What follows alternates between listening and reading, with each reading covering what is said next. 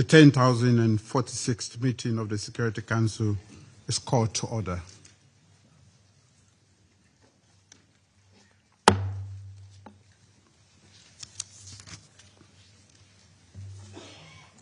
The provisional agenda for this meeting is the situation in the Middle East, including the Palestinian question.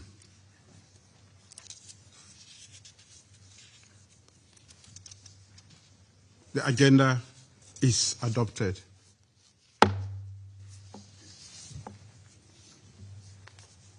In accordance with Rule 37 of the Council's Provisional Rules of Procedure, I invite the representative of Israel to participate in this meeting. It is so decided. The Security Council will now begin its consideration of item 2 of the agenda. Members of the Council have before them document S 2025/748, the text of a draft resolution submitted by the United States of America. The Council is ready to proceed to the vote of the draft resolution before it.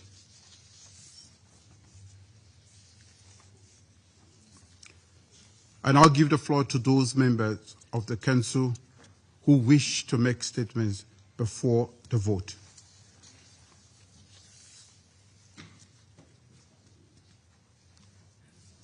I give the floor to the representative of the United States. Thank you, Mr. President.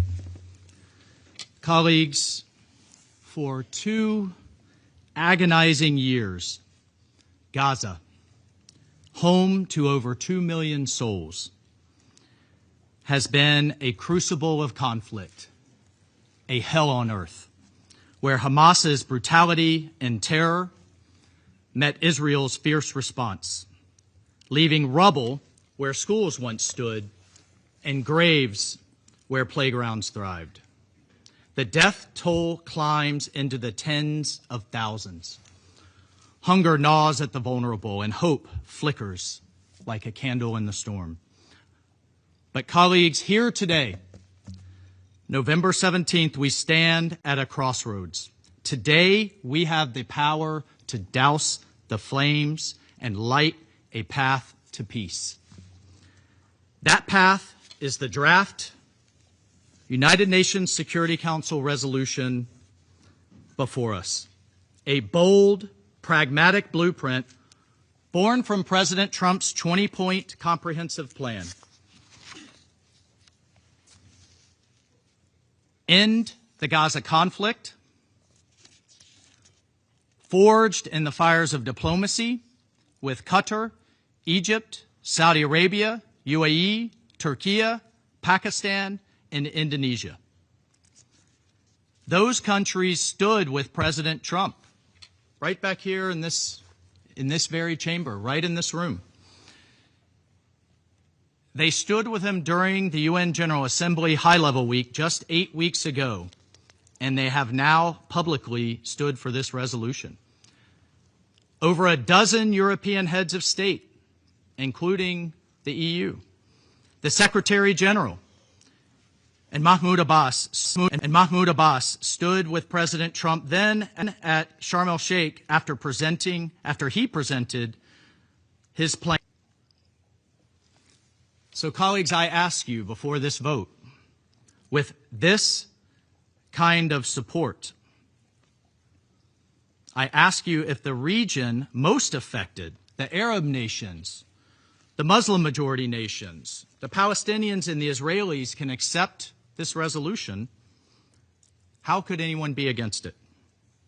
There's an old saying where I come from, you can't be more Catholic than the Pope.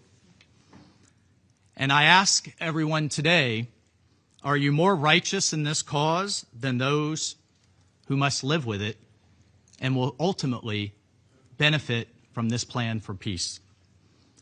This resolution, colleagues, is no mere paper promise. It's a lifeline. The resolution endorses a hard-won ceasefire.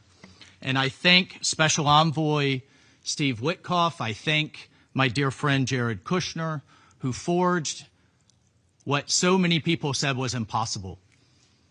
The hostages, the living hostages released. There are more still absolutely to go, with families suffering. But we have a ceasefire that is holding. Their plan has already silenced the guns and freed 45 hostages in this fragile, fragile first step. And let me be clear, the United States remains committed to ensuring that the remains of the last 3 hostages held by Hamas must come home.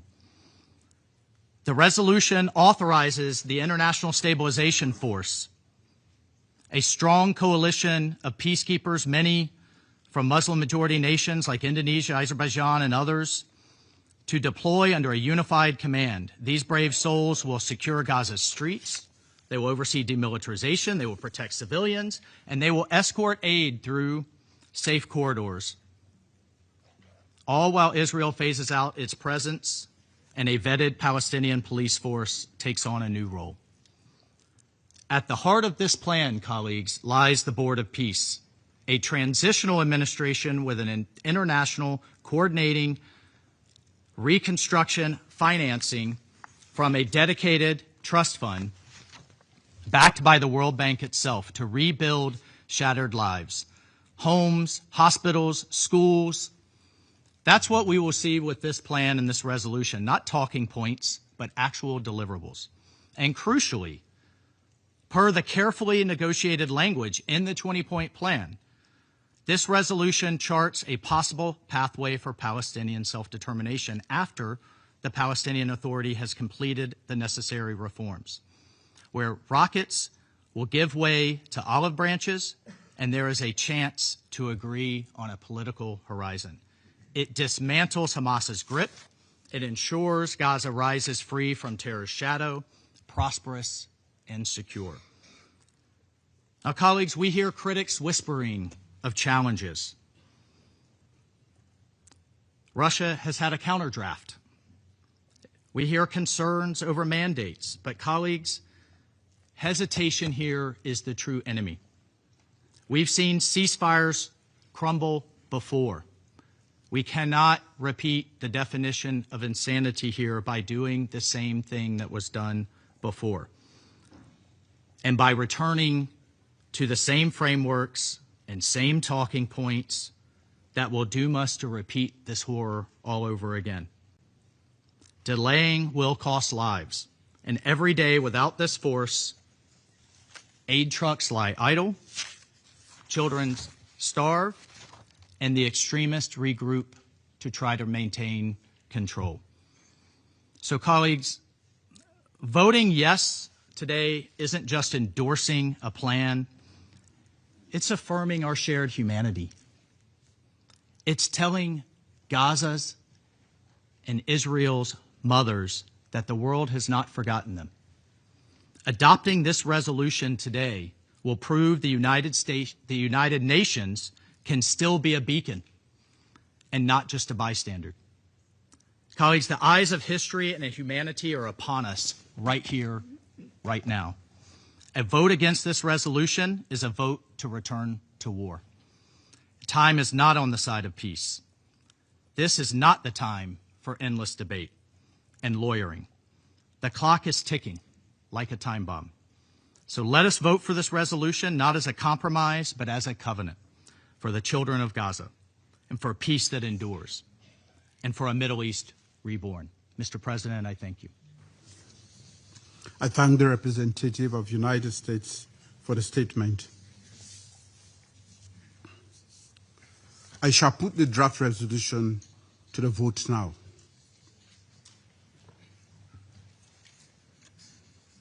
With those in favor of the draft resolution contained in document S/2025/748, please raise their hand.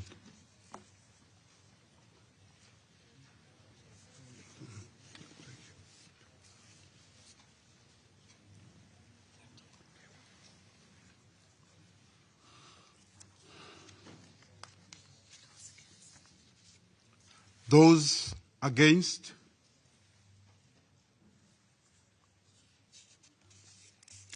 Abstentions?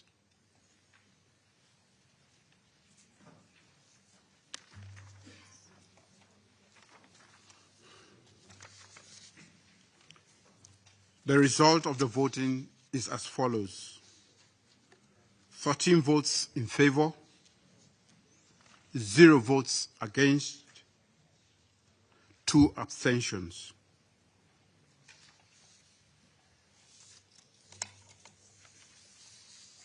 The draft resolution has been adopted as Resolution 2803, 2025, or the draft resolution. Thank you. I now give the floor to those members of the Council who wish to make statements after the vote.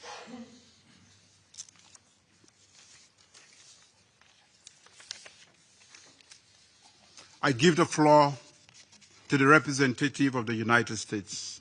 Thank you, Mr. President, and thank you to the Council members for this historic and constructive resolution. Thank you for joining us in charting a new course in the Middle East for Israelis and Palestinians and all the people of the region alike. I would like to additionally thank our partners from the President's meeting during High-Level Week: Egypt, Qatar, Jordan, Saudi Arabia, the United Arab Emirates, Turkey, Indonesia, and Pakistan. We have all bound together, recognizing the urgency of the situation and for swift adoption to deny Hamas any opportunity to reconstitute and to ensure that the people of Gaza can be fed. Today's resolution represents another significant step towards a stable Gaza that will be able to prosper and an environment that will allow Israel to live in security. The Board of Peace, which will be led by President Trump, remains the cornerstone of our effort. The board will coordinate the delivery of humanitarian assistance, facilitate Gaza's development, and support a technocratic committee of Palestinians responsible for day-to-day operations of Gaza's civil service and administration, while the Palestinian Authority fully implements its reform program. The resolution today provides troop-contributing countries with the framework they need for moving forward with the International Stabilization Force and global financial institutions the mechanisms they need for channeling investment, respectively. The former will support a region free from Hamas's grip, and the latter, Gaza's reconstruction and development. The path to prosperity, colleagues, requires security first. Security is the oxygen that governance, that development needs to live and to thrive. The International Stabilization Force will stabilize the security environment, support the demilitarization of Gaza, dismantle terrorist infrastructure, decommission weapons, and maintain the safety of Palestinian civilians. We believe that the investment that will follow adoption today will revitalize Gaza's economy, providing Palestinians with an opportunity instead of saddling them with perpetual reliance on aid. We look forward to working alongside the World Bank to that end as it supports Gaza's long-term redevelopment, even as we address the immediate and dire humanitarian needs. President Trump's historic 20-point plan marked the beginning of what will be a strong, stable, and prosperous region, united in rejecting the path of violence, hatred, and terror. Colleagues, and I say this to the world, this resolution today is just the beginning. An adoption of resolution today demonstrates the overwhelming support for the President's vision for a stable Gaza where Palestinians determine their own destiny, free from terrorist rule and violence. And under President Trump's bold leadership, the United States will continue to deliver results alongside our many partners. We will seize the opportunity today to end decades of bloodshed and make lasting peace a reality, and we will work tirelessly with our partners, as we have over the last several months, to advance this vision for a more stable and prosperous Middle East. I thank you, Mr. President. I thank the representative of the United States for the statement. I now give the floor to the representative of Algeria. Thank you, Mr. President. At the outset, allow me to express our appreciation to the United States for presenting this draft resolution we just adopted, aimed at implementing the comprehensive plan endorsed by all parties.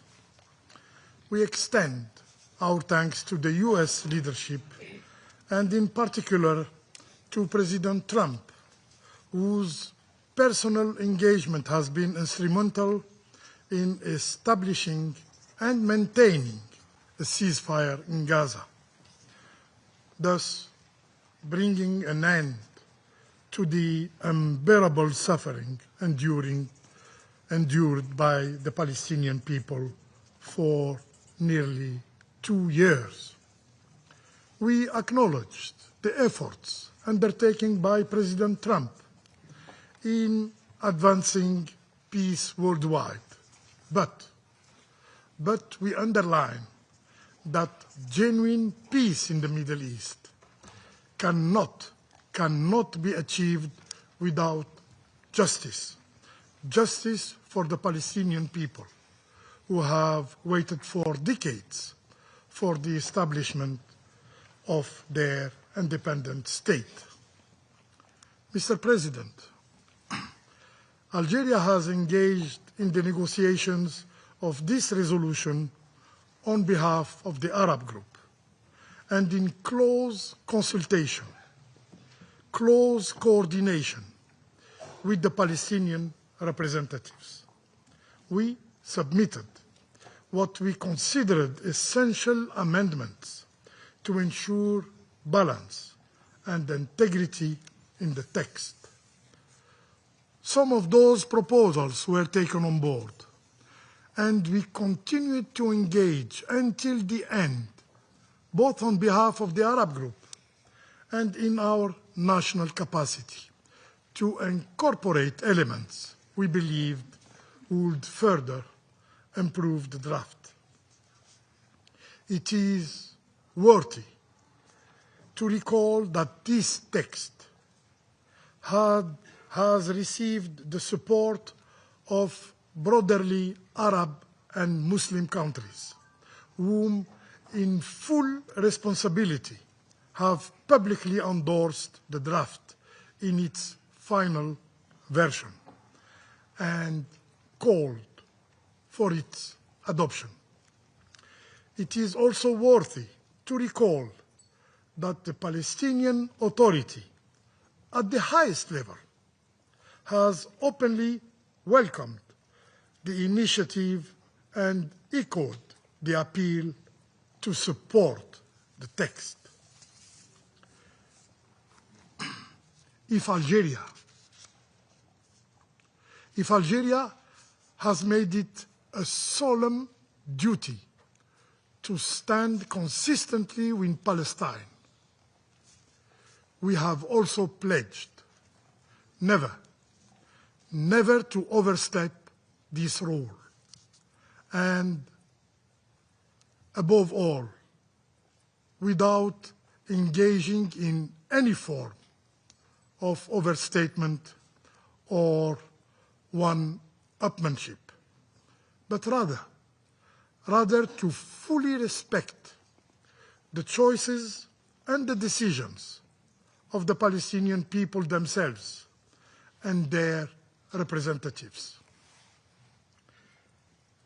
Mr. President, in light of these elements, Algeria has finally decided to vote in favor of this text, a text that we support its core objective, namely the maintenance of the ceasefire and the creation of conditions enabling the Palestinian people to exercise their inalienable rights to self-determination and statehood.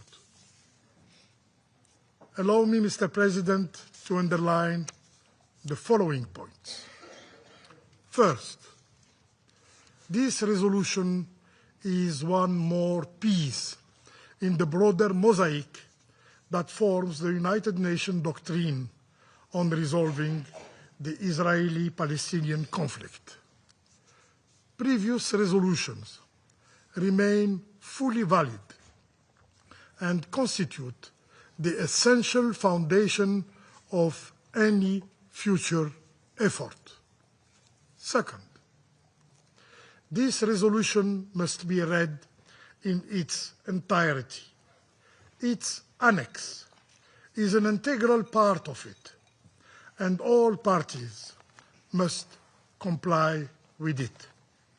It clearly affirms no annexation, no occupation, no forced displacement.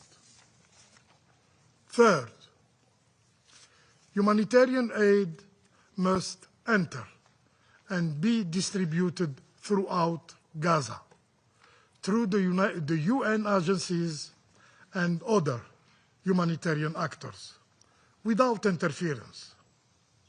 Without interference, Israel can no longer impose restrictions that have contributed to the starvation of the Palestinian population in Gaza. Fourth, Gaza will be administered under a transitional arrangement by a technocratic Palestinian committee pending the return of the Palestinian Authority to assume its full responsibilities in the Strip as outlined in the comprehensive plan. Fifth, the establishment of an international stabilization force is a major development. We believe it will, as mandated, first and foremost, provide protection to Palestinian civilians and enable the complete withdrawal of Israeli occupying forces from Gaza. Six, today Gaza lies in ruins and its population bears the deep scars inflicted by a devastating war machine. The time has come. The time has come for the reconstruction of Gaza with the support of the international community, the international financial institution, including the World Bank.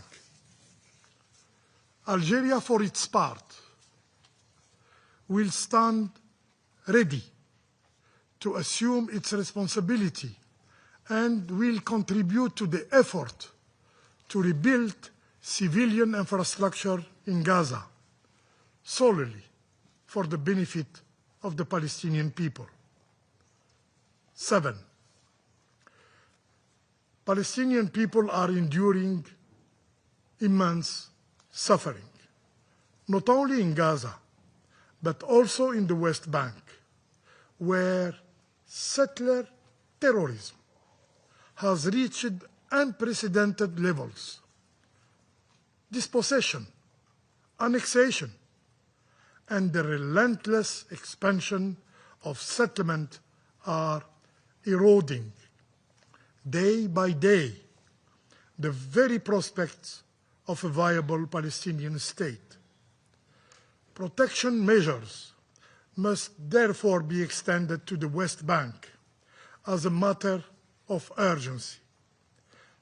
Accountability is equally indispensable. Security Council Resolution 2334 must be fully and faithfully implemented. 8, we hope that the implementation of this peace plan will open a genuine horizon for the Palestinian people to realize their inalienable right to self-determination and to statehood, one that brings together the Palestinian people of Gaza and of the West Bank, and finally puts an end to their suffering. The parameters of the solution are well known. They are clearly outlined in the New York declarations. What is now required is a collective, sincere, and decisive will of the international community to implement them. Mr. President, 2 days ago, the international community commemorated the 37th anniversary of the proclamation of the State of Palestine. That proclamation, made on the 15th of November 1988 in Algiers, still resonates with hope and dignity. Allow me to recall the words of late Yasser Arafat in the Palestinian Declaration of Independence. And I quote, "In its struggle to secure peace in a land that has always carried the names of love and peace, the State of Palestine calls upon the United Nations, entrusted with the special responsibility toward the Palestinian people and their homeland,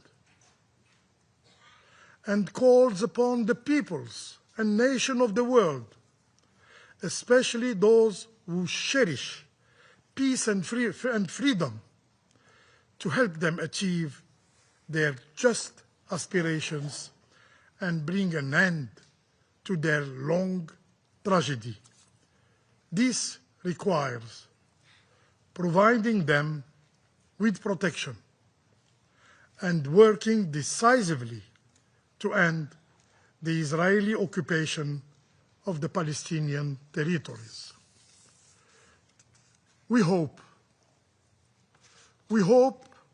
that those engaged in this process will remain faithful to this call, a call that echoes across generations and continues to guide the path toward a just and lasting peace in the Middle East. My country, Algeria, as stated several times by President Abdelmajid Tebboune, will remain steadfast in supporting such an endeavor. I thank you. I thank the representative of Algeria for the statement, and I give the floor to the representative of United Kingdom. Thank you, President. The United Kingdom voted in favour of this resolution as a critical staging post in the implementation of the peace plan for Palestinians, Israelis and the region, turning the page on 2 devastating years of conflict towards a lasting peace. Last month, the international community came together in Sharm el-Sheikh to deliver a strong message of support for President Trump's 20-point plan, as well as the diplomatic efforts of Qatar, Turkey and Egypt. This resolution takes that plan forward and has the support of Arab and Islamic countries, which has been welcomed by the Palestinian Authority.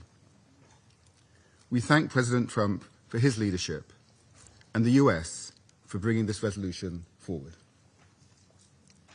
It is right that we build on this momentum so an international stabilization force can be deployed quickly to support the ceasefire and to avoid a vacuum being left which Hamas can exploit. We must also substantially step up our work to support the UN humanitarian effort. That requires opening all crossings and ensuring that aid agencies and international NGOs can operate without obstruction. We must help those in desperate need where they are, throughout Gaza. Humanitarian relief and reconstruction must take place across all parts of the Gaza Strip and in a manner that prevents further displacement. We repeat our call for the urgent return of the remaining deceased hostages. President, the transitional arrangements that we embark on today must be implemented in accordance with international law and respecting Palestinian sovereignty and self-determination. This should strengthen the unity of Gaza and the West Bank and empower Palestinian institutions to enable a reformed Palestinian Authority to resume governance in Gaza. We also look forward to the urgent formation of a Palestinian Committee alongside the Board of Peace as part of the transitional arrangements. The UK remains deeply concerned that deteriorating economic conditions in the West Bank, alongside increasing settler violence, could undermine progress in Gaza. President, the UK will continue to work with the US and all our partners to implement this resolution and to map a credible pathway to a just and lasting peace for Israelis and Palestinians alike, based on a two-state solution. I thank you. I thank the representative of United Kingdom for the statement, and I'll give the floor to the representative of Guyana. Mr. President, at the outset, Guyana recognizes and commends the efforts of Egypt, Qatar, Turkey, and the United States in brokering the ceasefire and hostage release deal between Israel and Hamas, following 2 years of a devastating war in Gaza, which claimed the lives of close to 70,000 persons and injured many more. That war was also a severe test for the entire region, with violence extending to several countries. Preserving the ceasefire deal is therefore critical for Palestinians, for Israelis, and for the stability of the entire region. Guyana therefore implores all parties to scrupulously abide by the commitments made and to refrain from all actions that undermine those commitments.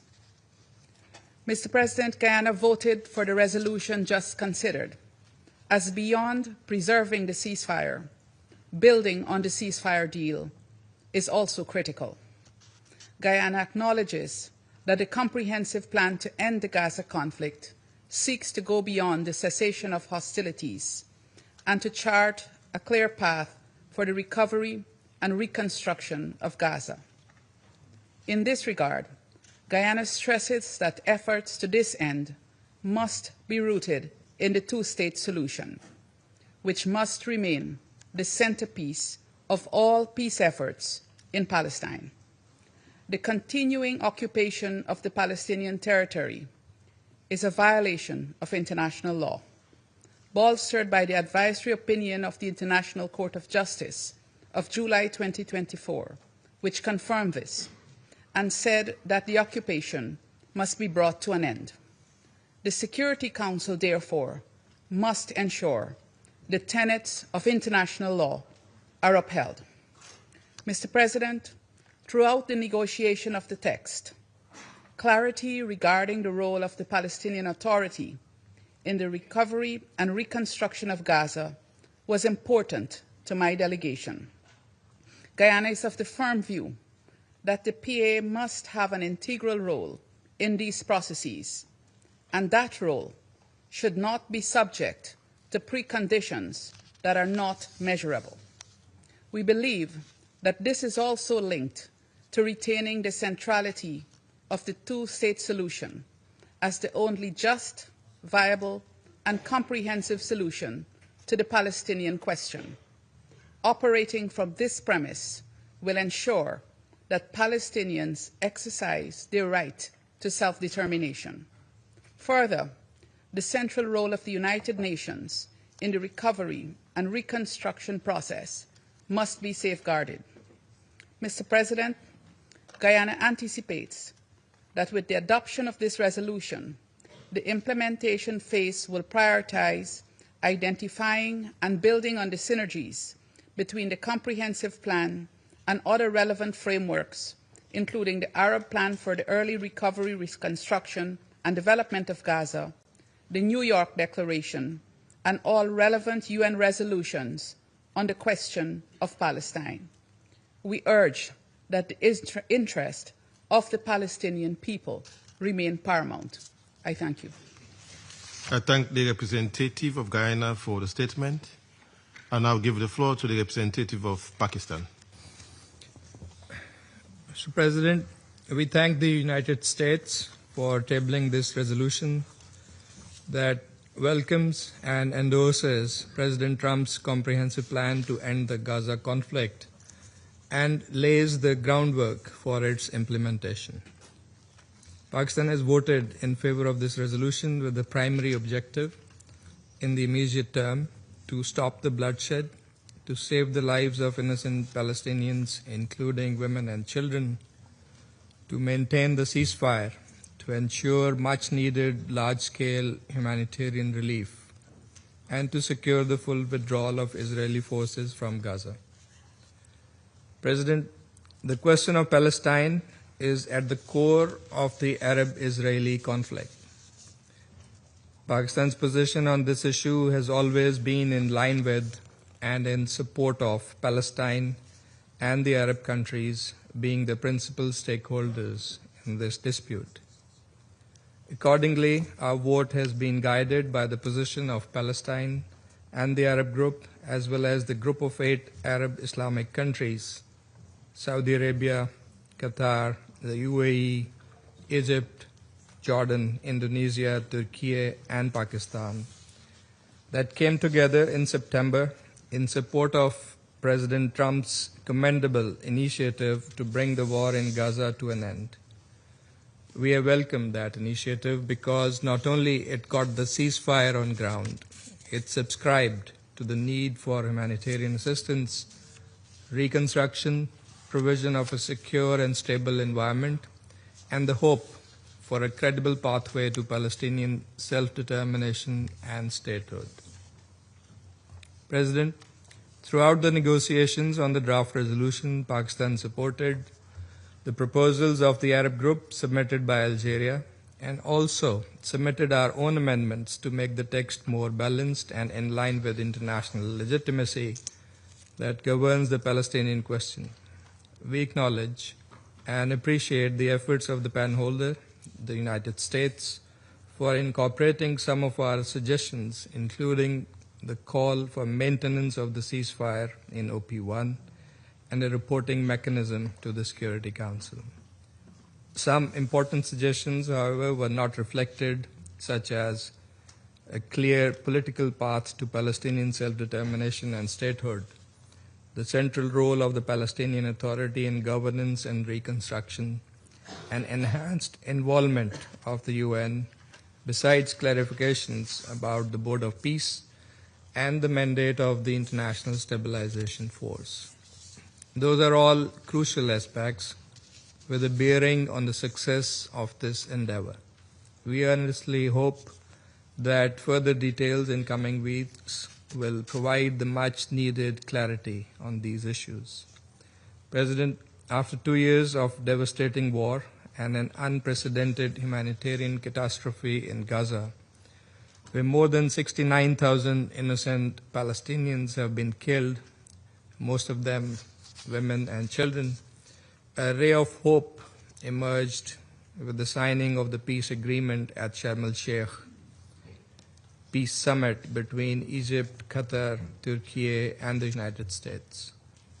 Pakistan, as a part of the group of 8 Arab Islamic countries, welcomed the efforts by President Trump and his proposal to end the war, rebuild Gaza, prevent displacement of Palestinian people, advance comprehensive peace, and halt the annexation of the West Bank.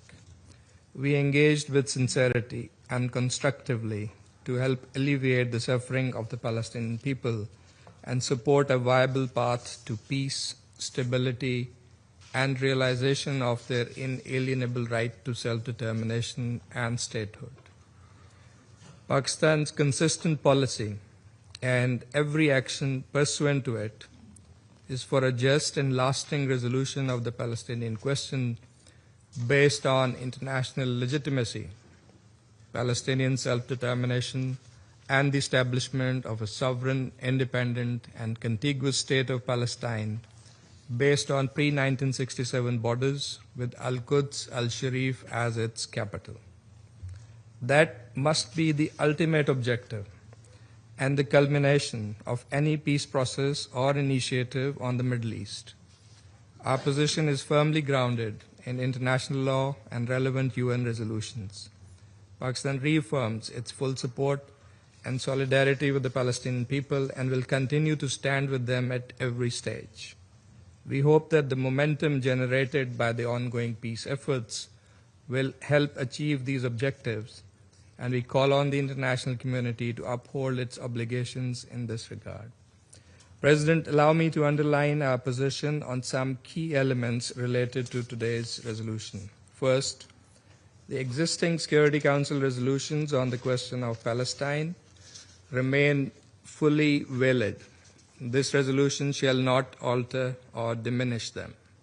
Second, the right to self-determination is inherent and unconditional. This right is enshrined in the UN Charter, applies equally to the Palestinian people, and cannot be subjected to any conditions. Third, as the resolution and the peace plan envisage, the Board of Peace is a transitional oversight mechanism. The mandate granted to the BOP by this Council is temporary and expires in 2027 unless renewed. Importantly, the executive and administrative authority in Gaza must remain with the Palestinians through a Palestinian committee. Fourth, we reiterate that the role of the Palestinian Authority is absolutely central and critical in this process. A legitimate Palestinian representation is essential for credible governance and genuine Palestinian ownership. Peace cannot be achieved in bypassing the Palestinians. There must be an end to policies that undermine and weaken the Palestinian Authority. Fifth, the establishment of the temporary International Stabilization Force could truly be stabilizing if guided by a clear peacekeeping mandate consistent with UN norms. Disarmament should take place through an agreed political process negotiated under a unified Palestinian National Authority. It is also important that the ceasefire be fully respected by all sides. Unilateral violations of the ceasefire will threaten and thwart the entire process and must not be tolerated. Protection of the people of Gaza will be a key priority in the ISF mandate. Sixth, the reporting envisaged in the resolution constitutes a vital mechanism. It must be comprehensive and cover all aspects of implementation of the plan, including on the ISF mandate and activities. Seventh, Israeli troops must withdraw from Gaza, which is an essential requirement for restoring Palestinian sovereignty and securing durable peace. ISF mandate will only be effective once there is complete Israeli withdrawal. Eighth, there must be no annexation and no forced displacement under any circumstances. The territorial contiguity of the West Bank and Gaza is indispensable for a viable, sovereign, and independent state of Palestine. Finally, we believe that in order to break the cycle of violence, it is absolutely necessary to end the occupation and to have a political horizon, open the pathway to the Palestinian state through a credible, time-bound political process firmly anchored in the relevant UN resolutions. Durable peace and stability in the region will come only with the establishment of the Palestinian state as part of the two-state solution. President, looking ahead, the central roles of the United Nations, the Palestinian Authority, and the Palestinian people are vital in ensuring legitimate governance, reconstruction, and institution building in Gaza. The international community must stand with them steadfastly and firmly. At this solemn moment in history, Pakistan stands shoulder to shoulder with the people of Palestine. Their suffering is our anguish. Their resilience is our pride. Their aspiration, our cause. The people of Gaza have endured what no human being should ever face, yet they have proudly and boldly upheld their dignity, identity, and hope. Their courage obliges us to act with moral clarity and sustained political commitment. Pakistan reaffirms that we will continue to support the Palestinian struggle and the right to self-determination. And until its realization, our solidarity will remain unwavering and our voice unshakable. I thank you. I thank the representative of Pakistan for the statement, and I'll give the floor to the representative of the Republic of Korea. Thank you, Mr. President. Today, the Republic of Korea voted in favor of the draft resolution tabled by the United States. The Security Council has taken a significant step toward ending the Gaza conflict and supporting a just, lasting peace in the Middle East. The Republic of Korea appreciates the leadership and constructive efforts of the United States in achieving this important progress. With an official statement last month, the Republic of Korea warmly welcomed the ceasefire in Gaza through the comprehensive plan. Now, having taken a further step to consolidate and materialize this plan, we commend the tremendous efforts by the mediators, among others, United States, Egypt, Qatar, Turkey, to end this war. Without such devotion, the suffering in Gaza and the region would have been even more intensified and protracted. We hope that today's adoption of this resolution and endorsement of the comprehensive plan will pave the way toward a better future for the Gaza and the entire Middle East.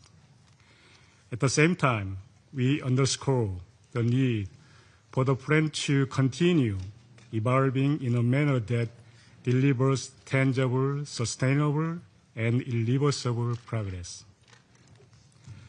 Mr. President, the resolution adopted today includes important elements.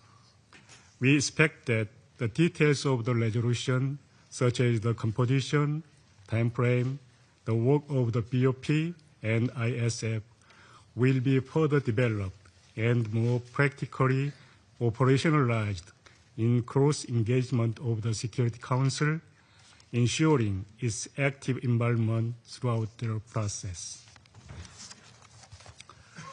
We all understand these elements are not complete. None of them can be easily accomplished, and there will be many challenges ahead. Thus, today's adoption is not the end, but it marks a new beginning of our collective efforts to lay down the foundation for just, comprehensive, and lasting peace in the Middle East.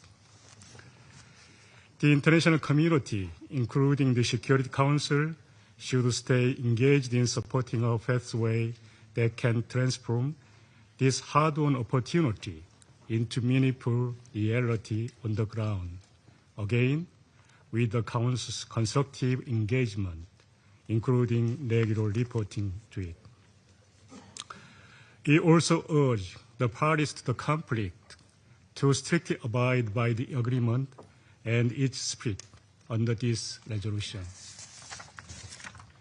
Mr. President, it must be duly noted that the Security Council has consistently championed the two-state solution as the sole viable path toward lasting peace in the region. My delegation believes that all efforts should ultimately serve the realization of the aspiration of Palestinians in both Gaza and West Bank, unified under the Palestinian Authority, as well as stability in the Middle East. The Republic of Korea, here and today, with honor, recommits to its constructive engagement to this end. We sincerely hope that, based on this adoption, genuine peace, dignity, prosperity can eventually be realized for all. I thank you. I thank the representative of the Republic of Korea for the statement, and I'll give the floor to the representative of Slovenia. Thank you, Mr. President. Slovenia voted for this resolution because it is the best way to secure that the current ceasefire leads to a permanent peace. We supported the resolution because of the strong support of the countries of the region and potential future troops contributing countries. They are assuming the largest responsibility for the future of Palestine and Palestinians, and we listened to their appeal. We also voted yes, because through this resolution, the Security Council is assuming its rightful supervisory role for the implementation of the peace plan. Colleagues, for 2 years, Slovenia has consistently called for an end to the Gaza war. Our calls throughout the war have been for an immediate and unconditional ceasefire. 2 years is not immediate, and clearly it's conditional. Mr. President, we thank the United States for presenting this resolution and for the consultative process they steered, with a strong participation by the countries in the region. Their voices and the voice of the Palestine played an important role in guiding today's decision of the Council. Colleagues, Slovenia approached its work on the Council with a heavy sense of responsibility. Throughout our term, we consistently called for a strong role of the Council.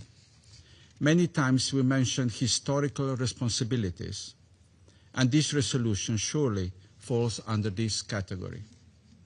In this vein, Slovenia remains convinced that clear terms of reference for the work of the Board of Peace, along with its composition, should be transmitted to the Council when available.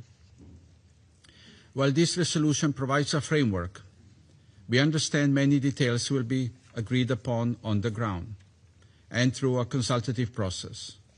We underline the need for inclusivity, transparency, and good faith. We underline the inalienable right of the Palestinian people to self-determination and the principle of territorial integrity affirmed by the Council. This translates into the Gaza Strip being unified with the West Bank, including East Jerusalem, under the Palestinian Authority. Slovenia believes that Palestinian Authority must assume full responsibilities in the Gaza Strip and calls on transitional arrangement to support this goal in a timely manner. We further believe that details for International Stabilization Force deployment and operation should be hammered out in close consultative process with potential troop contributing countries. We also believe the Council should be regularly briefed on the work of the Board of Peace and the International Stabilization Force, in addition to the mandated written reports. Mr. President, our calls in this war have first and foremost been calls for protection of civilians. We continue calling for lifting of all restrictions on humanitarian aid and humanitarian operations, including NGO registration and limitations to the work of UNRWA, obligations confirmed by the International Court of Justice. And finally, Slovenia reaffirms its unwavering support to the two-state solution, Israel and Palestine living side by side in peace and security. We therefore call on building the momentum and pursuing a tangible political process on the basis of the New York Declaration. I thank you. I thank the representative of Slovenia for the statement. And I'll give the floor to the representative of France. Merci, Monsieur le Président. Monsieur le Président, la France salue l'engagement des États-Unis, dont les efforts décisifs menés avec l'Égypte, le Qatar et la Turquie ont permis de parvenir à un accord de cessez-le-feu, à la libération des otages et à la reprise de l'aide humanitaire à Gaza, efforts qui se retrouvent dans cette résolution 2803. La France a voté oui afin de répondre aux besoins les plus urgents des populations et de soutenir les efforts de paix en cours. Par ce vote positif, la France entend appuyer la dynamique politique qui vise à mettre durablement fin à la guerre à Gaza, à fournir une aide humanitaire à la hauteur des besoins, à prévenir une résurgence des violences, à rétablir la sécurité des populations et à créer les conditions d'un horizon politique crédible en Israël et en Palestine. Les objectifs poursuivis par ce texte répondent à des besoins impérieux, à savoir un accès humanitaire immédiat, massif et sans entrave partout dans Gaza, en coordination avec les Nations unies, le Comité international de la Croix-Rouge et les ONG internationales, dans le strict respect du droit international humanitaire, y compris s'agissant de la protection des personnes ne participant pas ou plus aux hostilités et des principes de l'action humanitaire. Le déploiement rapide d'une force internationale de stabilisation temporaire mandatée par le Conseil de sécurité. Le relèvement précoce et la reconstruction durable de Gaza, alors que l'enclave est aujourd'hui en ruine après 2 années de guerre. Le désarmement et la démobilisation de tous les groupes armés, en particulier du Hamas. La réponse aux préoccupations sécuritaires légitimes d'Israël. La réponse aux aspirations tout aussi légitimes des Palestiniens à l'autodétermination et à un État palestinien, en cohérence avec la reconnaissance de l'État de Palestine par la France et plusieurs de nos partenaires. Monsieur le Président, la mise en œuvre de cette résolution doit s'inscrire dans un cadre politique et juridique clair, dans la continuité des résolutions pertinentes du Conseil de sécurité, des paramètres internationalement agréés et de la déclaration de New York. Ce cadre politique repose sur 3 piliers. Premièrement, la mise en œuvre de la solution de 2 États démocratiques et souverains, la Palestine et Israël, vivant côte à côte en paix et en sécurité, au sein de frontières sûres et reconnues, selon les lignes de 1967, y compris en ce qui concerne Jérusalem. Deuxièmement, le retour rapide d'une autorité palestinienne réformée et renforcée à Gaza, avec l'accompagnement de la communauté internationale et l'exclusion du Hamas de tout rôle dans la gouvernance de l'enclave. Troisièmement, l'unité de Gaza et de la Cisjordanie, toutes 2 parties intégrantes du territoire de l'État palestinien. À cet égard, tout changement démographique ou territorial de l'enclave, toute occupation ou annexion de Gaza sont exclus. En Cisjordanie, la poursuite de la politique de colonisation constitue une violation grave du droit international et menace l'avenir de la solution à 2 États. Ce cadre s'appuie sur des principes fondamentaux de l'action internationale, en particulier le respect du droit international humanitaire et du droit international des droits de l'homme, ainsi que du droit à l'autodétermination du peuple palestinien. Nous continuerons de défendre avec constance et conviction ces principes, ancrés dans le droit international, et qui doivent guider notre action collective dans la mise en œuvre de cette résolution, tant au Conseil de sécurité que sur le terrain. Monsieur le Président, en votant aujourd'hui en faveur de cette résolution présentée par les États-Unis, la France fait le choix de la responsabilité. Une responsabilité envers les populations civiles qui ont droit à protection et dont tant de vies ont été brisées, envers une région qui aspire à retrouver la paix et la stabilité.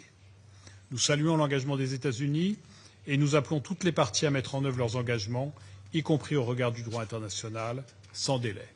Pour sa part, ce Conseil doit rester pleinement mobilisé pour soutenir ces efforts ainsi que la mise en œuvre de ces décisions.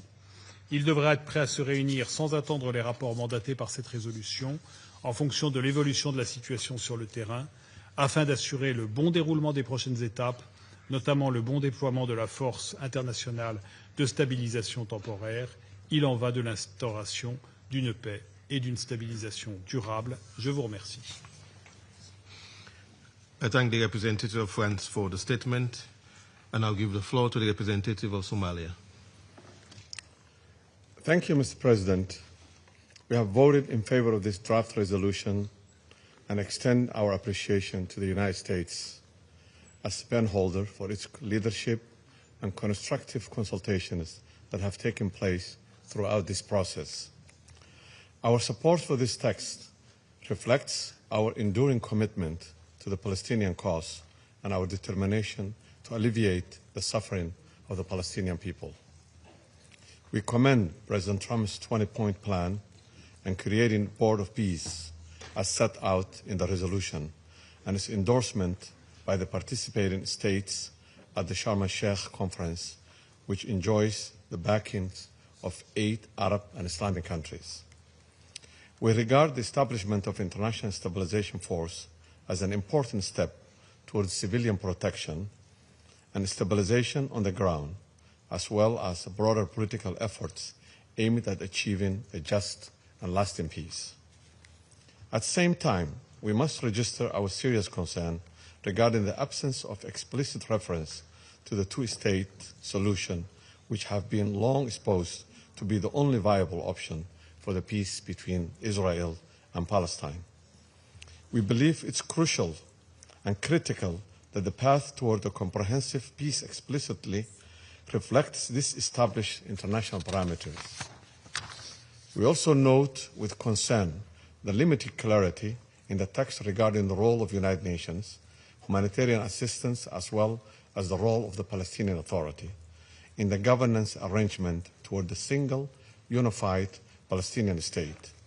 A just and lasting peace can only be achieved by recognizing and upholding the two-state solution, which remains the foundation for a comprehensive resolution to the conflict. We are convinced these are central to any credible and sustainable solution. We reaffirm our solidarity with the Palestinian people and reiterate our steadfast support for the realization of an independent and a sovereign state of Palestine with Al-Quds al-Sharif as its capital in accordance with international law and relevant United Nations resolutions.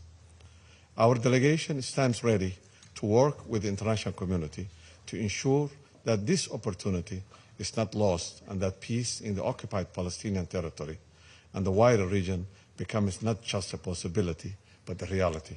I thank you. I thank the representative of Somalia for the statement, and I'll give the floor to the representative of Greece. Thank you, Mr. President. Today is an important day for peace in the Middle East. At long last, after 2 years of bloodshed and suffering, this Council endorses a plan for peace. The bloodshed triggered by Hamas terrorist attacks of October 7, 2023, can finally come to an end. We were all greatly relieved that all living hostages were released and returned to their homes after 2 years of Hamas captivity. This outcome comes thanks to the diplomatic leadership demonstrated by the U.S. and its unwavering commitment towards a diplomatic solution. Mr. President, history will take note of our collective decision here today. Since Greece first took up its position in the Security Council, we have been consistent in our calls for a ceasefire, for the safe and unhindered delivery of humanitarian aid at scale, and for the reinvigoration of the political process. The resolution just adopted lays the foundation for delivering on all the above. It prepares a path for a political process leading to the realization of the two-state solution where Israelis and Palestinians can live side by side in peace and security. It constitutes but the start of the process, opening the path for Palestinian self-determination and statehood as stipulated in the comprehensive plan. Importantly, as the plan stipulates, no one will be forced to leave Gaza. May the peoples of the region suffer no more, and may they finally live in sustainable peace, for they have suffered too much. Gaza's reconstruction and development is now also visible on the horizon. An empowered and reformed Palestinian Authority should return to the Strip as soon as possible and be in a position to exert effective control over Gaza and the West Bank. Greece, along with its European, Arab and other partners, will spare no efforts to support the reform process of the PA. Hamas will have no role in any form in the governance of Gaza. May its terror never again be unleashed upon the Israeli people or undermine peace in the whole region. The now mandated International Stabilization Force must work with Egypt and Israel and see to the effective training of the vetted Palestinian police force to be able to secure border areas, stabilize the security environment in Gaza, and protect civilians. A longtime friend of Israelis and Palestinians, Greece will study the modalities of the ISF as they unfold. In this regard, we are willing to play an active role and we stand ready to contribute to Gaza's reconstruction and stabilization efforts. Mr. President, peace in the Middle East is a conceivable, achievable outcome, one which could lead to a more prosperous, safe, and more interconnected Middle East. This resolution endorses the plan to end the Gaza conflict and lays the framework to achieve enduring peace, security, and prosperity. The path before us is laid out. All parties must now tread it courageously, because peace lies at its end. It is a path worth treading. I thank you. I thank the representative of Greece for the statement, and I'll give the floor to the representative of Denmark. Thank you, Mr. President. After 2 years of brutal conflict in Gaza, the guns were finally silenced as the ceasefire entered into force on October 10th, a long-awaited pause that offers renewed hope after immense suffering and hardship. Our hope is that Israelis and Palestinians alike can now finally begin recovering from the horrors of war and the devastation it has caused. Denmark voted in favor of this resolution in support of President Trump's comprehensive plan to end the Gaza conflict. We extend our sincere appreciation to the United States, Qatar, Egypt, and Turkey for their relentless efforts to secure an agreement on a ceasefire and the first phase of the plan under extremely difficult circumstances. This plan represents our best opportunity to bring about lasting peace in the Middle East. A peace in which civilians in Gaza can live in dignity and safety. A peace in which Palestinians can shape their own future and where Gaza is reunited with the West Bank under a reformed Palestinian Authority as part of a two-state solution. A peace in which Israel is secure from terrorism and Palestinians and Israelis live side by side in stability, coexistence, and mutual security. Mr. President, bringing the Gaza peace plan to the Council was a welcome decision, and we thank the United States for their engaged approach during the negotiations. Throughout the negotiations, Denmark has worked consistently and constructively to arrive at the best conditions for this peace to be sustainable, just, and all-encompassing. In this regard, we would have liked to see greater clarity on the role and composition of the Board of Peace and the International Stabilization Force in the resolution. Going forward, it will be essential to ensure that the implementation of the resolution takes place in full compliance with international law and the mandate given today, and in accordance with the Palestinian right to self-determination as we have consistently raised during negotiations. It will be important for the Council to follow up on this mandate, and we welcome the reporting obligation of the Board of Peace to the Council. It remains key to ensure unhindered access for humanitarian aid to Gaza, which should be delivered in accordance with international humanitarian law and in line with the humanitarian principles by the UN-led humanitarian system, which is best placed to undertake this monumental task. In this spirit, we believe that the resolution lays out a credible path towards peace that the region urgently needs. The region has voiced its full support, and Denmark has listened. Mr. President, today, Denmark has voted with hope and with humility, but also with a sense of optimism. We hope that this resolution will mark the first step towards a future in which peace is no longer negotiated in this chamber, but lived day by day in two states, in a region that can finally fulfill the potential that has been hindered by war for far too long. I thank you. I thank the representative of Denmark for the statement, and I'll give the floor to the representative of Panama. Muchas gracias, señor presidente. Panamá reconoce el liderazgo de Estados Unidos y agradece los esfuerzos diplomáticos que ha desplegado al proponer y coordinar el texto de la resolución que hoy ha sido aprobada por este Consejo, y endosa el plan para la terminación del conflicto y lograr la paz esbozado por el presidente Donald Trump, que consta como anexo a la resolución y forma parte integral de la misma. Lo perfecto es enemigo de lo bueno. Panamá ha votado a favor de esta resolución presentada por los Estados Unidos y respaldada por Arabia Saudita, Qatar, Egipto, Emiratos Árabes Unidos, Indonesia, Jordania, Pakistán y Turquía, porque, aún reconociendo la urgente e impostergable necesidad de abordar de manera integral las causas políticas y de seguridad que han impedido una solución sostenible al conflicto israelí-palestino durante décadas, situamos en el centro de nuestra posición a la población israelí y a la palestina, y a la magnitud del sufrimiento y devastación que hoy enfrentan. La guerra de los últimos 2 años, desatada tras los ataques brutales perpetrados por Hamás el 7 de octubre de 2023, los cuales Panamá ha condenado de manera reiterada, ha ocasionado la trágica realidad que vive Gaza hoy. Reiteramos que el futuro de Gaza deberá construirse sin la presencia y el control de Hamás. La actual situación en el terreno demanda una respuesta urgente que priorice la seguridad, la integración y la protección de la población civil gazatí e israelí.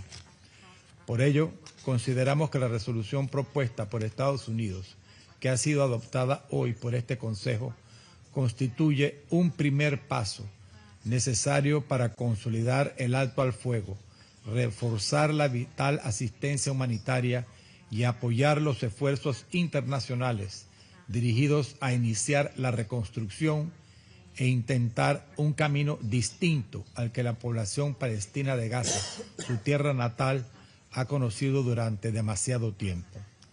De igual manera, reconocemos y reiteramos nuestro respaldo al trabajo indispensable que realizan las agencias de las Naciones Unidas en la protección y asistencia de la población civil, incluso en las condiciones más difíciles, y subrayamos la importancia de garantizar su acceso, seguridad y capacidad operativa en el territorio palestino. Señor presidente, en lo que respecta a Panamá, entendemos que Gaza y Cisjordania, incluida Jerusalén Oriental, son partes integrales del futuro Estado palestino de conformidad con las resoluciones pertinentes del Consejo de Seguridad y el derecho internacional. Por ello, reiteramos que la única vía sostenible pasa por una solución que permita a los pueblos de Israel y Palestina vivir lado a lado en 2 estados en paz, seguridad y dignidad para ambos, dentro de fronteras mutuamente reconocidas y plenamente respetadas. Panamá seguirá trabajando con todos los actores y respaldando acciones e iniciativas como la resolución que hoy se adopta para construir sobre la misma a fin de preservar el alto al fuego, proteger a los civiles y mantener abiertas todas las vías de solución política que impulsen una paz justa, digna y duradera. Muchas gracias. I thank the representative of Panama for the statement, and I'll give the floor to the representative of Russian Federation. Господин председатель, Российская Федерация воздержалась от подготовленного американскими коллегами проекта резолюции Совета Безопасности. Такой проект мы поддержать не могли. Мы ценим усилия Соединенных Штатов и других посредников, благодаря которым удалось остановить горячую фазу палестино-израильского конфликта и предотвратить массовый голод, добиться прекращения огня, освобождения израильских заложников и удерживаемых палестинцев, а также осуществить обмен телами погибших. Видим, что эти усилия ценят как в регионе Ближнего Востока, так и во всем мире. Вместе с тем, когда речь идет о решении Совета Безопасности ООН, как главного уставного органа по поддержанию международного мира и безопасности, мы не должны забывать об ответственности, о той ответственности, что лежит на нем.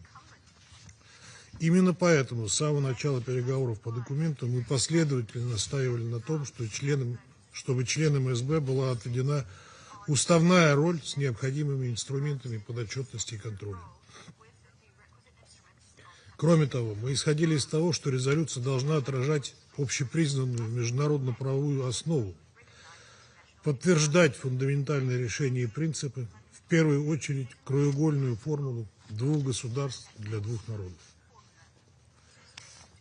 А ведь именно этот подход был одобрен подавляющим большинством в Нью-Йоркской декларации, принятой по итогам двух форумов в поддержку двухгосударственного решения. Коллеги, это вопрос не теоретического, а практического характера, сохраняющий свою особую актуальность на фоне публичных, недвусмысленных заявлений, доносящихся из высших эшелонов власти Израиля о недопустимости создания палестинского государства.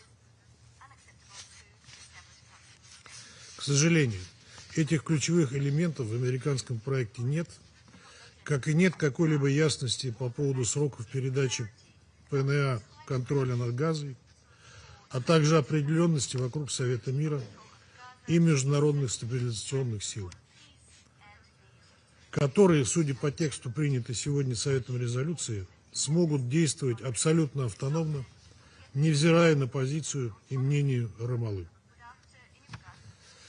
Это чревато закреплением отрыва сектора от западного берега и напоминает о колониальных практиках и британском мандате Лиги наций на Палестину, когда мнение самих палестинцев никто не учитывал. Отдельные вопросы вызывает и мандат международных сил. В плане президента Трампа не указывалось, что они будут заниматься демилитаризацией Газы и разоружением местных группировок, используя все доступные средства. В резолюции же миссия наделяется такими миропринудительными задачами,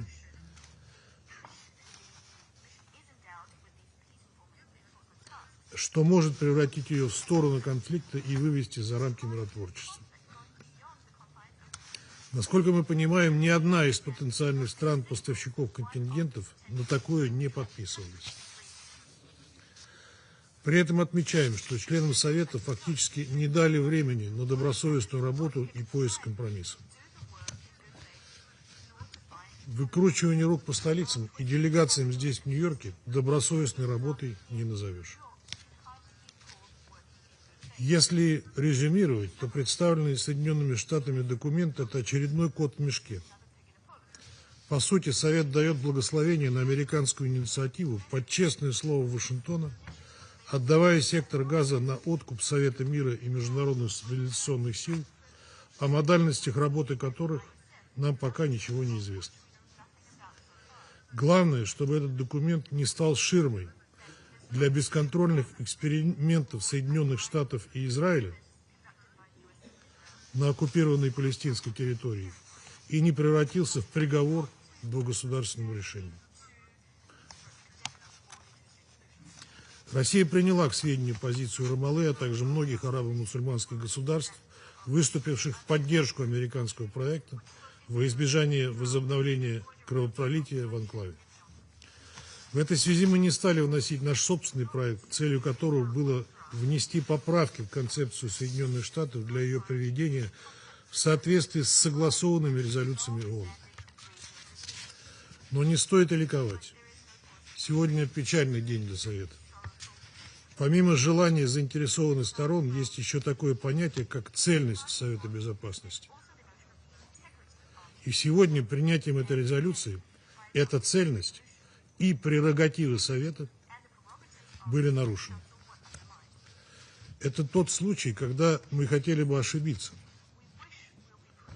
и рассчитывать, что Соединенные Штаты на деле продемонстрируют свой миротворческий потенциал, оценивать который можно будет по тому, насколько им в реальности удастся обеспечить устойчивый мир, где Израиль и Палестина будут сосуществовать в мире и безопасности в границах 1967 года, а Иерусалим станет столицей обоих государств в соответствии с резолюциями Совета Безопасности и Генеральной Ассамблеи ООН, нормами международного права и заключенными ранее соглашениями, отвечающими как интересам израильтян в обеспечении собственной безопасности, так и праву палестинцев на собственное государство.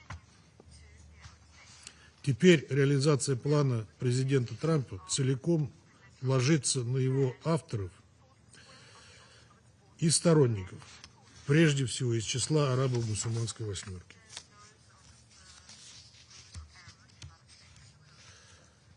Арабо-мусульманской восьмерки.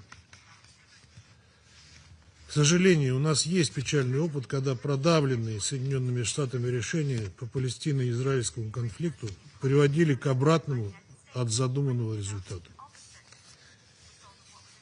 Не говорите потом, что мы вас не предупреждали. I thank the representative of Russian Federation for the statement.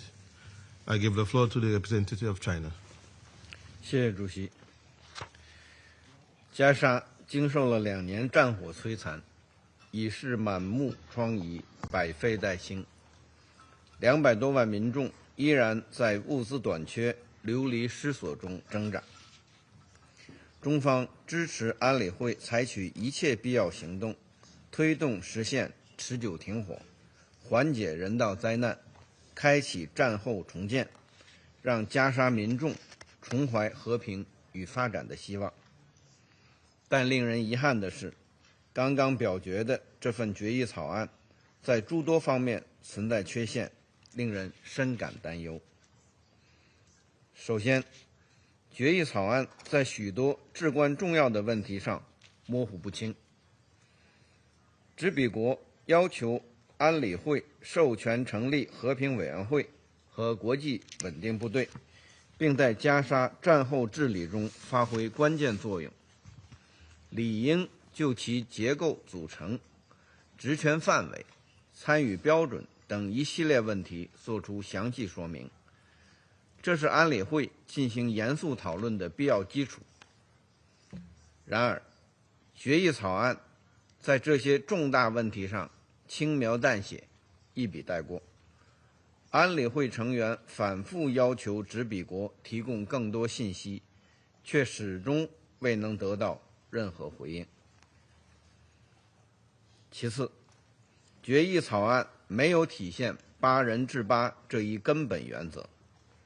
加沙是巴勒斯坦人民的加沙，不是任何其他人的加沙。任何战后安排都应当尊重巴勒斯坦人民的意愿，发挥巴勒斯坦民族权力机构的重要作用。决议草案描绘了加沙战后治理安排，却似乎缺少了巴勒斯坦的身影。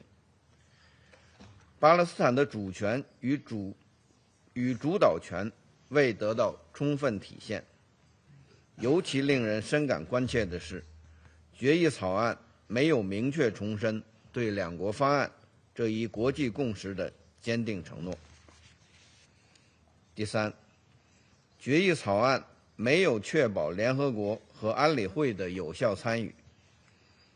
决议草案要求安理会授权和平委员会全面负责加沙民事和安全安排，但除了每半年一次的书面报告，没有其他监督和审查机制。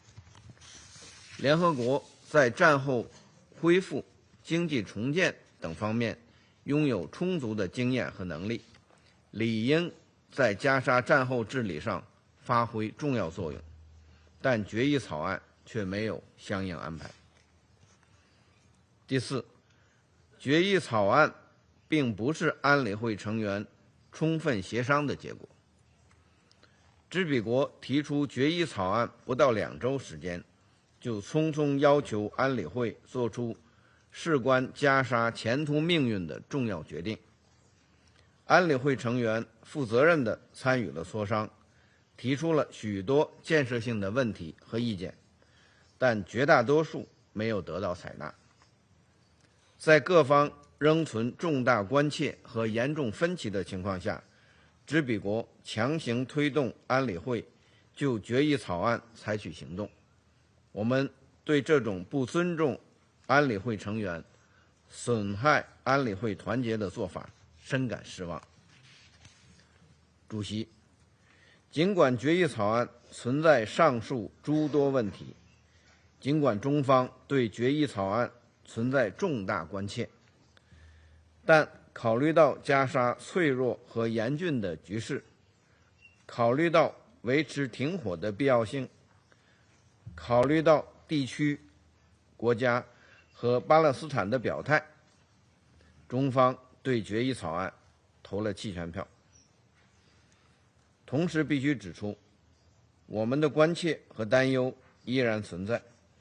安理会必须对加沙局势和巴勒斯坦问题保持密切关注。巴勒斯坦问题是中东问题的核心，关乎国际公平正义。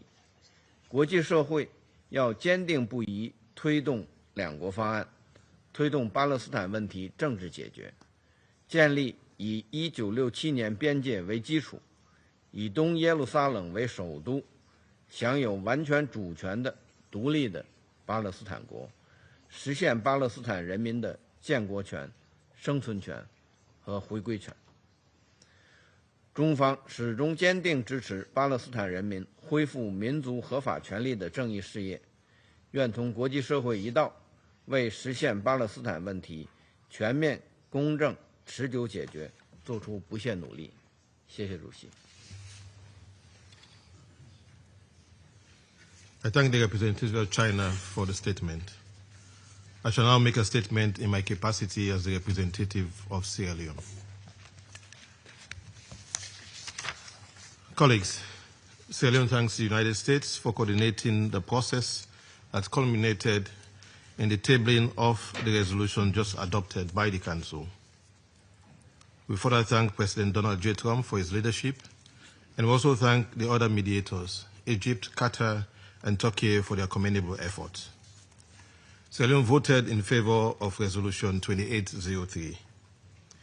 We did so mindful of our responsibilities as a member of the Committee on the Exercise of the Inalienable Rights of the Palestinian People and of our long-standing support for a just and lasting peace in the Middle East, grounded in international law, the protection of civilians, and a negotiated two-state solution with an independent, viable, and contiguous state of Palestine living side by side with Israel in peace and security. Our vote also took careful account of the fact that the draft has been accepted by the Palestinian Authority and has received support from a number of states in the region that are closely engaged with the peace effort. Their views and their readiness to work with this framework were an important consideration for Sierra Leone in assessing whether the resolution could, if implemented in good faith, contribute to de-escalation and create a space for a political process. Throughout the negotiations, Sierra Leone was guided by 4 core principles. First, safeguarding the inalienable rights of the Palestinian people to self-determination. Second, ensuring the protection of civilians and unhindered humanitarian access. Third, anchoring any stabilization measures in a clear, lawful, and time-bound framework that restores legitimate Palestinian governance. And fourth, preserving regional peace and security in accordance with the Charter of the United Nations. Colleagues, we attach particular importance to the legal effects of decisions of this Council.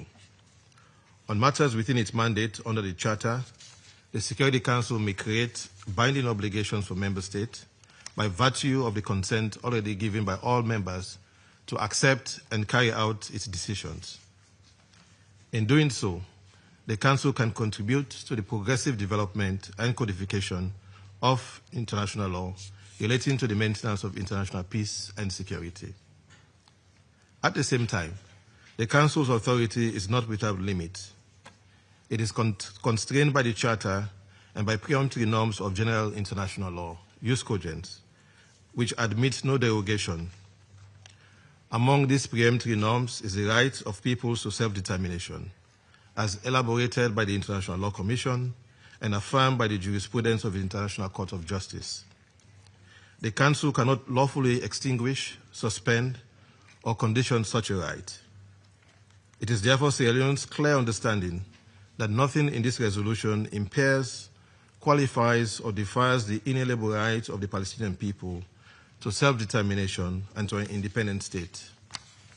That right exists independently of any peace plan, governance arrangement, or reform program.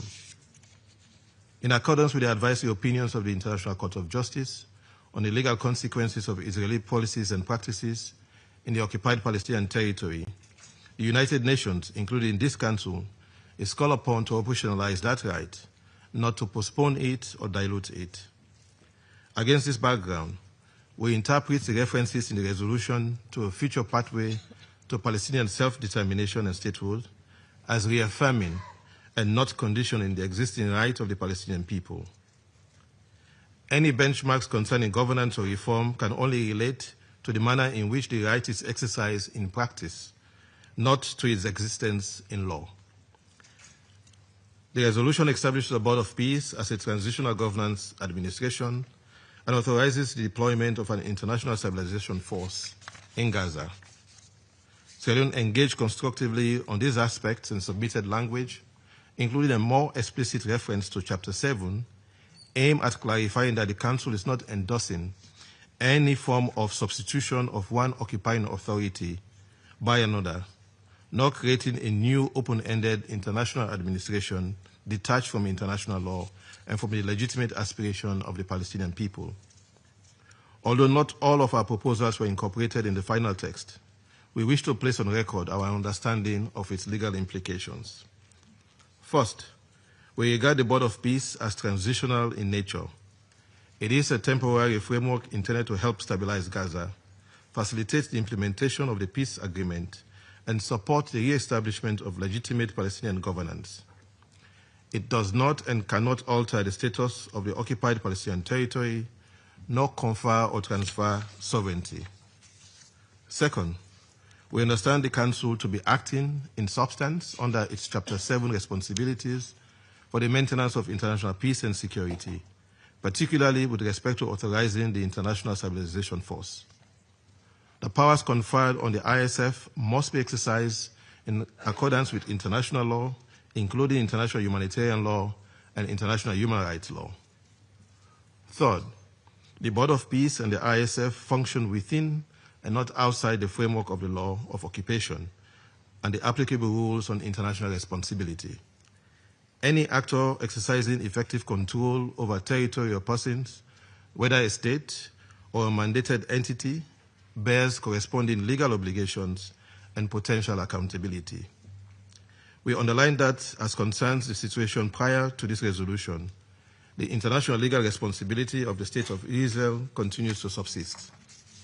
In particular, Israel's obligations as the occupying power persist with respect to the investigation and prosecution, as appropriate, of alleged atrocity crimes, the protection of the human rights of Palestinians, including those in detention, the dignified return of the remains of the deceased, and the continuing illegality under international law of settlement activities in the West Bank, including East Jerusalem. We further reaffirm the unity and contiguity of the occupied Palestinian territory, comprising the West Bank, including East Jerusalem, and the Gaza Strip, as recognized in previous resolution of this Council and the General Assembly. Nothing in this resolution may be interpreted as fragmenting that territorial integrity or prejudging final status issues which must be resolved through negotiations in line with international law. On the question of permanent sovereignty over natural resources, Sierra Leone recalls the long-standing resolutions of the General Assembly and the position of this Council affirming the right of the Palestinian people to permanent sovereignty over their natural resources, including land and maritime resources in the occupied Palestinian territory. We regret our proposed language explicitly reaffirming this right was not retained in the final text. We therefore place on record that we understand that right to remain fully applicable and unimpaired. Colleagues, our vote in favor reflects a careful, considered balance. The resolution is not without shortcomings, and it does not fully reflect all Sierra Leone's preferences and proposals. As said by the permanent representative of Panama, as the French philosopher Voltaire aptly puts it, and I quote, "The perfect is the enemy of the good," end of quote. However, taken as a whole, and bearing in mind its acceptance by the Palestinian Authority and the support expressed by key states in the region, we are of the view that the resolution contains elements, if implemented in good faith and in full conformity with international law, can help consolidate the ceasefire, strengthen the peace agreement, improve humanitarian access, and create conditions for early recovery and reconstruction in Gaza, while contributing to regional stability. Our support is therefore accompanied by clear expectations that the ceasefire will be respected and strengthened, that civilians, wherever they are, will be protected in accordance with international humanitarian law, that all parties will implement the peace agreement in good faith and in a spirit of compromise, that the transitional arrangement will lead within a defined time frame to unified, legitimate Palestinian governance over occupied Palestinian territory, and that credible, irreversible steps be taken towards a just, comprehensive, and lasting political settlement based on the two-state solution and the full realization of the rights of the Palestinian people to self-determination. Sierra Leone will continue to support all genuine efforts within and outside the Council to end the current cycle of violence and to advance a just peace that delivers security and dignity for both Palestinians and Israeli in line with international law and the purposes and principles of the United Nations. I thank you.